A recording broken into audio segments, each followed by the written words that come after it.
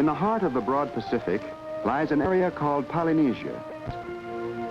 These bits of land were discovered by courageous, intelligent people who were seeking a new home. And their descendants were to paw many islands, seen times for generations. Always moved on toward the rising sun, to them a symbol of life and hope. And finally, they reached their goal. They found the homeland they sought. One island group claimed by these mariners was named Sacred Center, or in their language, Samoa. And this is the place of our story.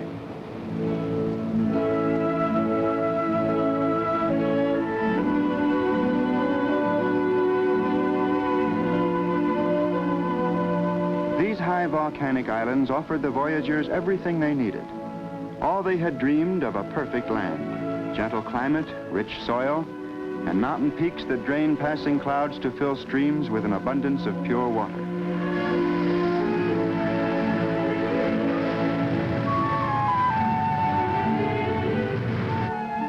Here in the little villages along the fertile shores, the descendants of the early navigators live to this day, and these are the people of our story.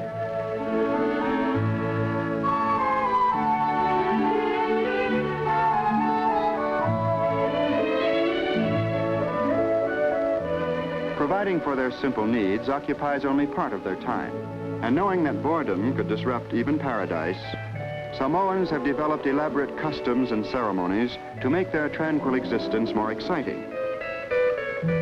Here, in a yellow lava is the most honored maiden of the village, the Taupo, appointed by the high chief to act as a ceremonial hostess. As Taupo, she does no hard work and is given a special companion and a chaperone who escorts her even to the bathing pool.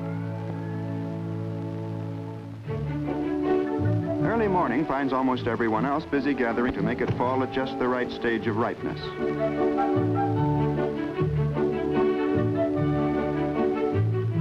A more direct method is best for picking bananas.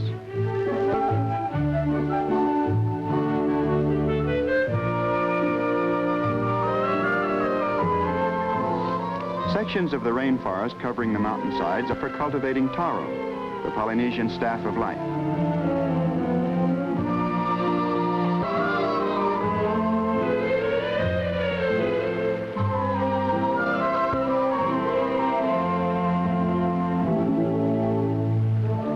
The coconut palm supplies a wide range of daily needs.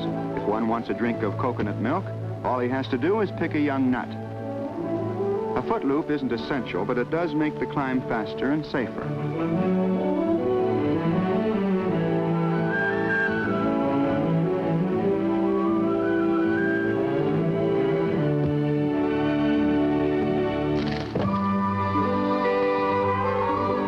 Oftentimes, nature's tools are not only best, but handiest.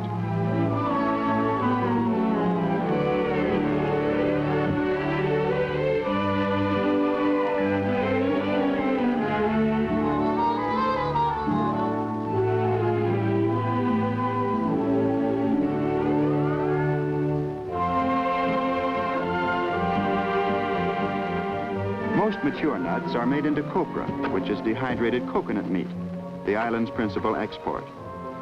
The husk is saved for such uses as fuel or twine.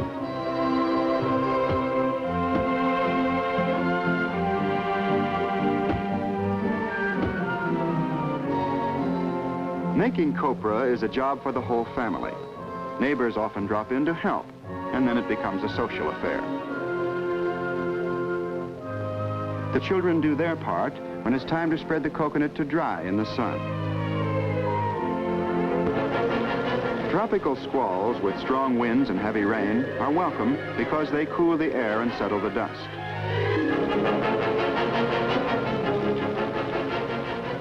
The neatly spread copra has to be gathered up to keep it from rotting.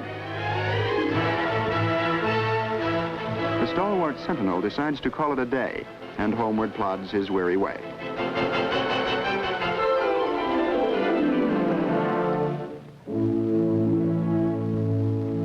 The happy life of Samoan villages is not without plan. Each family chooses its own chief who represents it in the village pono. and everything relating to common interest is discussed in these council meetings. Mali'o'o is High Chief. Like the others, he can talk business and make Senate at the same time. Senate is an all-purpose cord made from the coconut husk. This ornate tattooing, by the way, is considered a mark of great courage.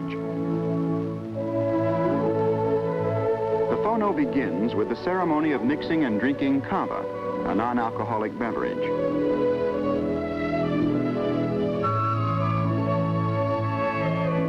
Powdered kava root is dissolved in water, and any particles that remain are removed with a fiber strainer.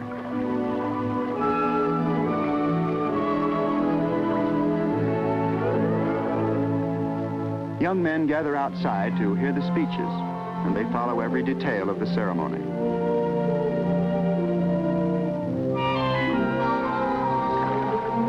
They watch to see that the taupo doesn't turn her head when she throws the strainer over her shoulder, and that the person who shakes out the root particles doesn't let it fall. If he does, one of them will be appointed to take his place.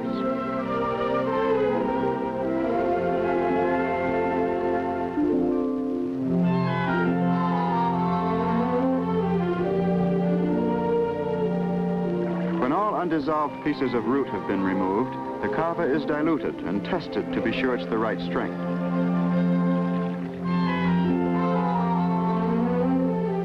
The master of protocol announces kava is ready.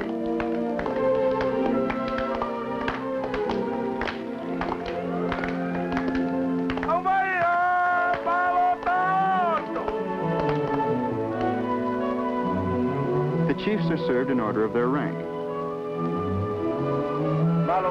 Before drinking, a toast. To the happiness of Samoa and its people. Each chief's title is announced before he's served.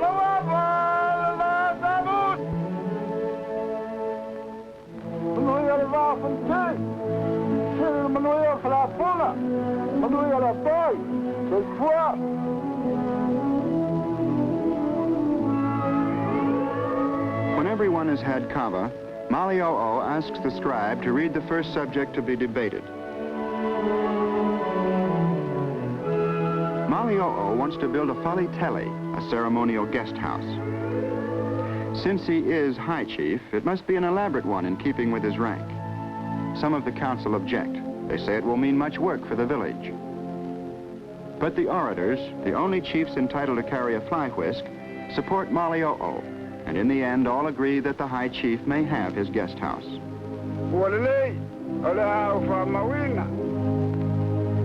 Sometimes requests are made in song. And now a group waylays the chiefs to describe a beautiful school.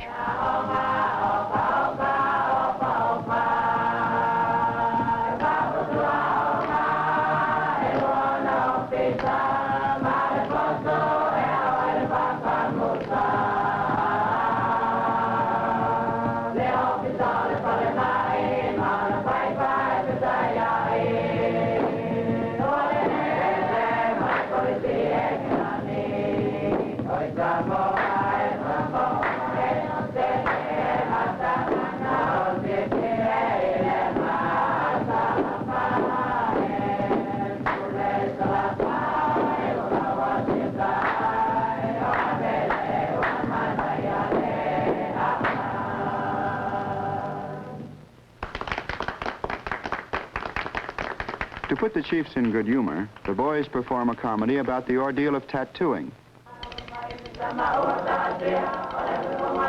The victim has asked his best friend to keep him from running away if the pain becomes unbearable, and now wails that even his bosom pal has become his enemy. The chiefs are amused at the exaggerated tattoo skit, but not the uninitiated.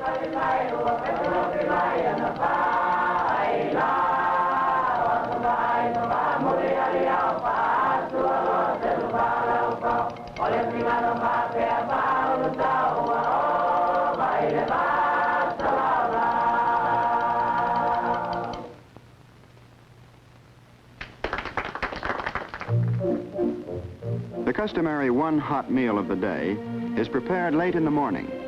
A Of course, making a fire is the first requisite. And you're never too young to learn what to do and how to do it if no important...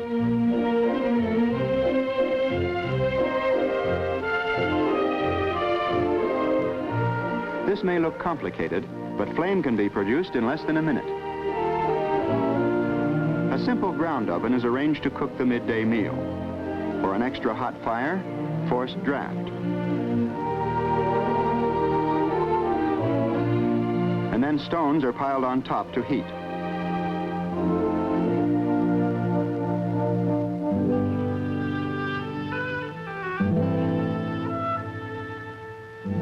Coconut sauce is given a special flavor by putting a hot rock in with the mixture. Cooking is considered too important to be trusted to women. And one qualification of a good husband is knowing how to prepare fish so it won't dry out in the oven. He should also be able to make a tasty palusami, which is coconut sauce poured into taro leaves and steamed until the liquid sets like custard.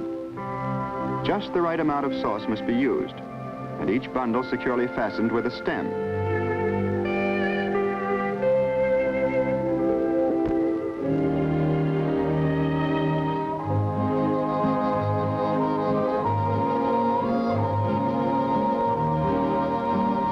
By the time the food is ready for the oven, the stones are white hot.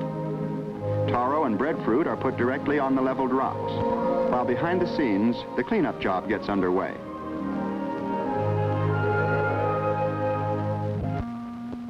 With fresh baskets ready to carry the food, the chefs can relax until the oven stops steaming.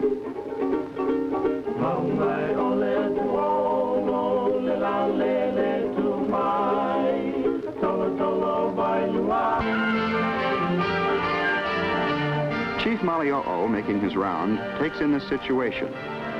Having once been a boy himself, he knows exactly where to look for the truants.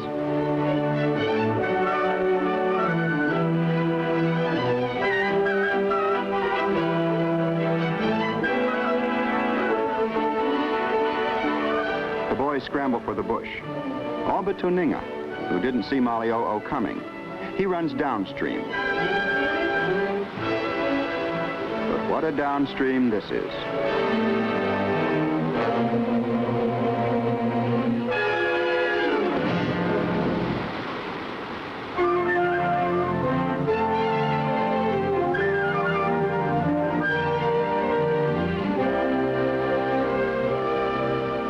So much for downstream.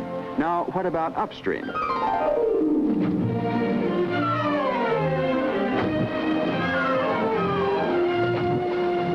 Chief Malio'o has always taught his people first work, then pleasure. But now it seems they need another lesson.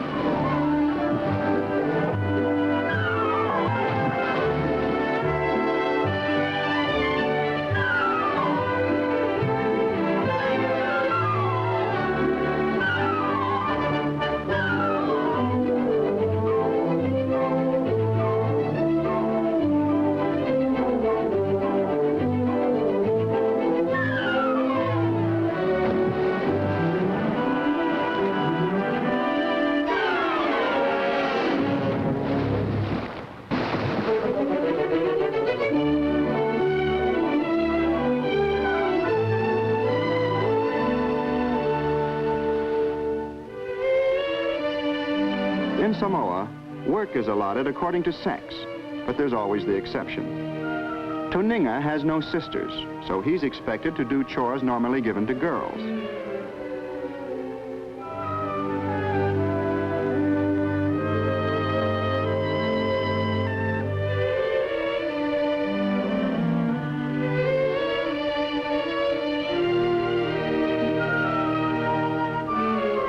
Some of them are downright offensive to his masculine pride, but he does his best.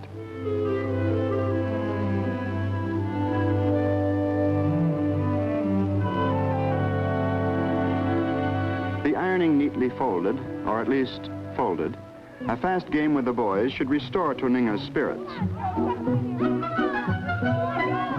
But no, now we must take care of the baby, another girl's job.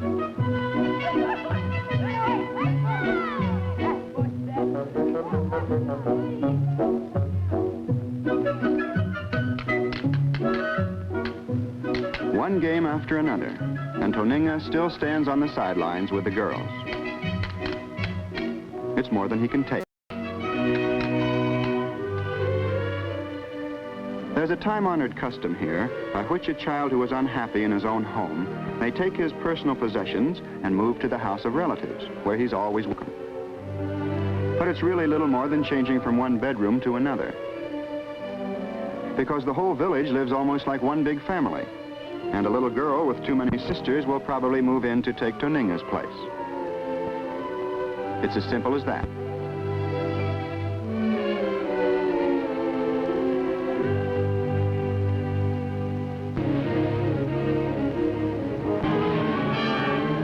Samoan women do their fishing in shallow water, but prove their courage nonetheless. They wash the octopus tentacles to remove all sand. And there's no trouble carrying the creature home. You just wear it like a corsage. Using a barbless spear, an umbrella rib if you've nothing better, and a slingshot is a modern improvement over the old method of fishing with bow and arrow, and a very efficient one.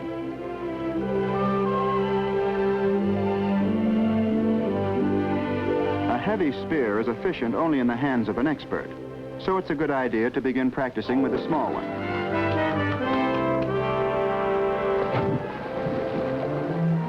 Of course, there's always a chance of becoming a small expert, specializing in small fish.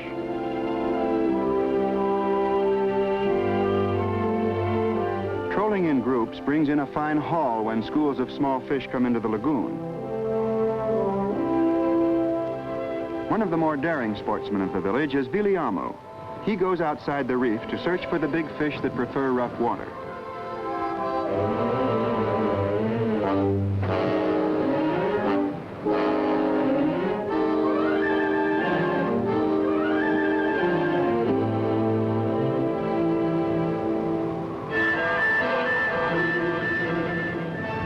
Sudden wind squalls are a threat to fishermen caught outside the reef.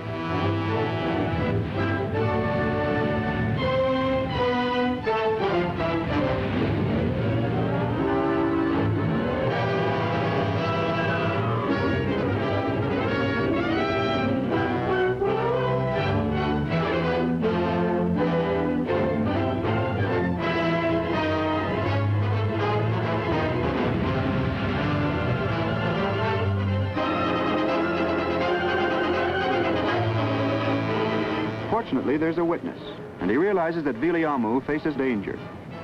The rising tide and the waves will soon drive him from his temporary haven.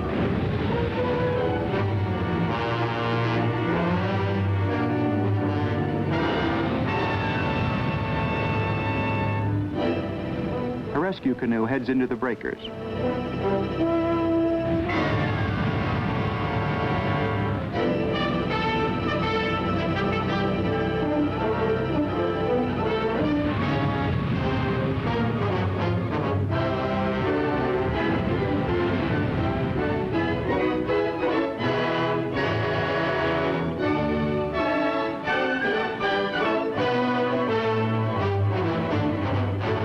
It was a close call for Viliamu, and yet this is all part of the islanders' way of life, a continuing battle of man against the sea.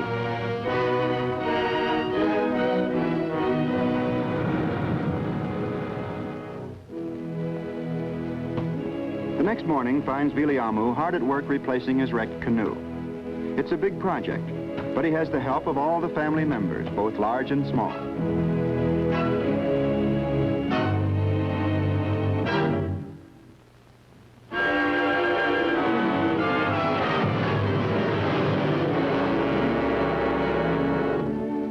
Some of the carpentry is done right where the tree falls. The log is roughly shaped and partly hollowed to lighten its weight.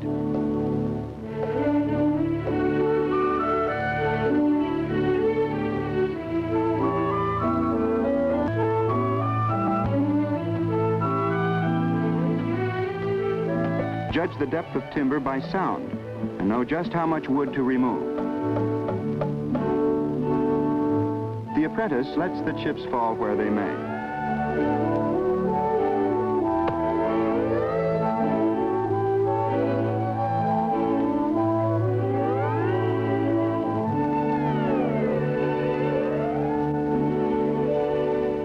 A dugout canoe, an outrigger must be added to keep it from tipping over in rough water. The braces are tied together with sennet, measured by a man's arm span and cut by biting. Admittedly, there's a difference in length of arm and strength of bite.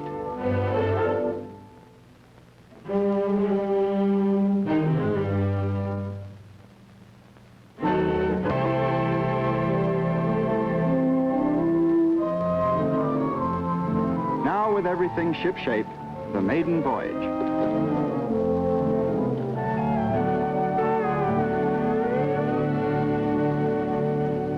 Gave him a favorable decision, Malio'o can think of nothing but his guest house. After spending days, he's chosen a tall, straight tree for the center post of the Falitele. There's great excitement when the log is dragged into the village to the accompaniment of a chant.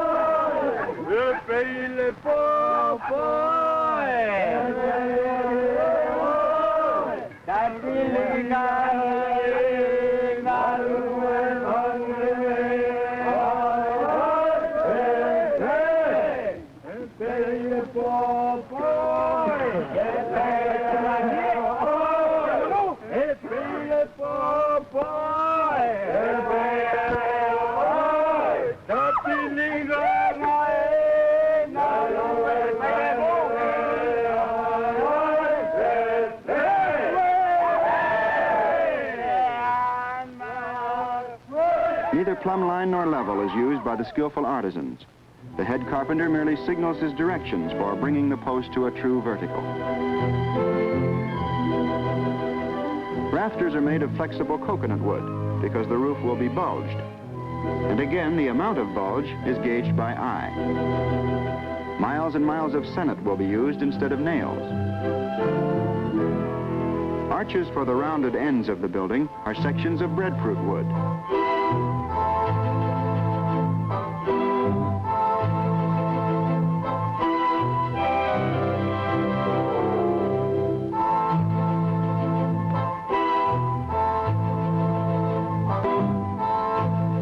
Carpenters are given every consideration. And when a man is found asleep on the job, Malio'o thoughtfully provides a shelter.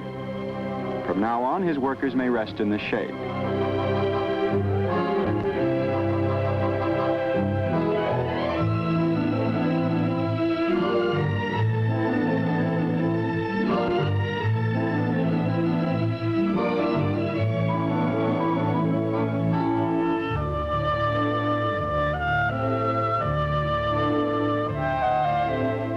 The height of a Falitele's roof depends upon the owner's rank.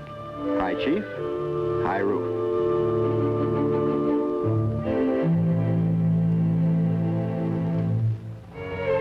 Women have an active part in the work too. They make the roof thatching and also the mats to be used for floor covering and for beds. The thatch is made of sugarcane leaves, overlapped like shingles to form a watertight roof that will last for years. Women also gather material for the floor, small stones that have been smoothed by the sea.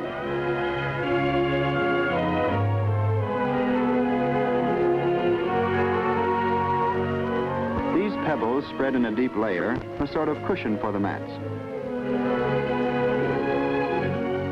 Now the Falitele is finished, and Malio'o and his wife proudly welcome the chiefs who come to make inspection. This is the first in a whole series of housewarming festivities. The final celebration is an informal evening get-together called a fia-fia.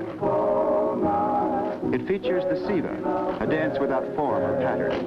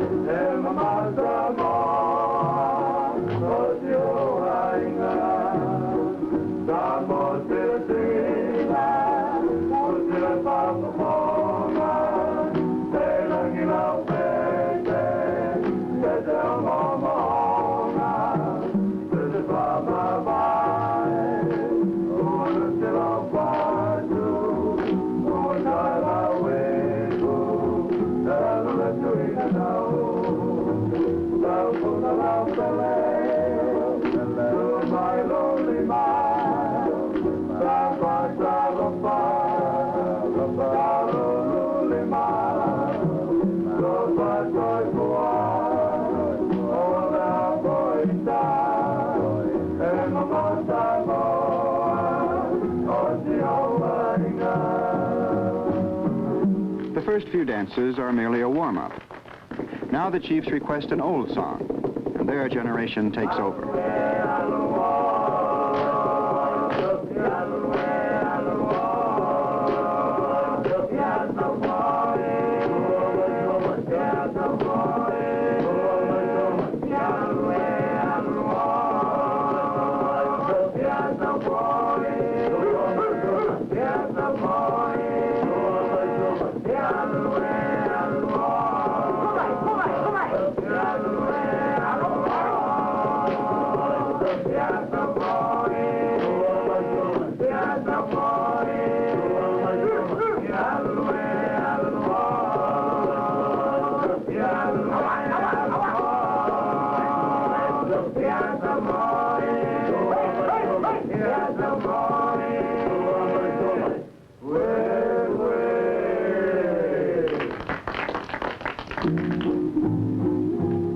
The climax of the evening begins with a solo by the Taupo.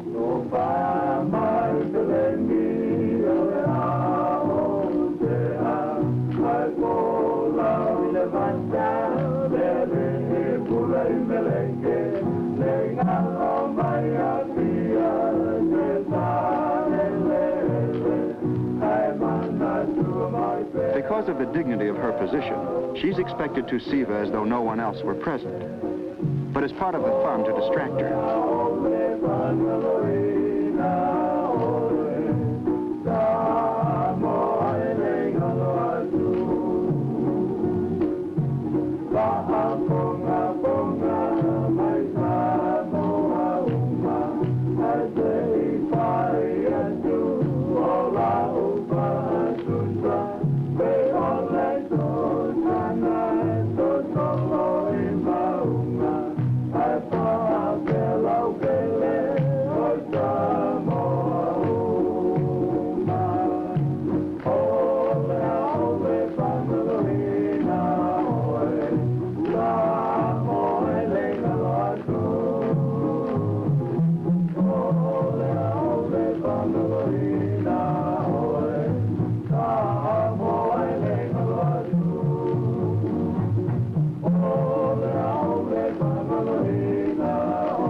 Happy people, an island paradise. This is our story of Samoa, a sacred center in Polynesia, the place of many islands.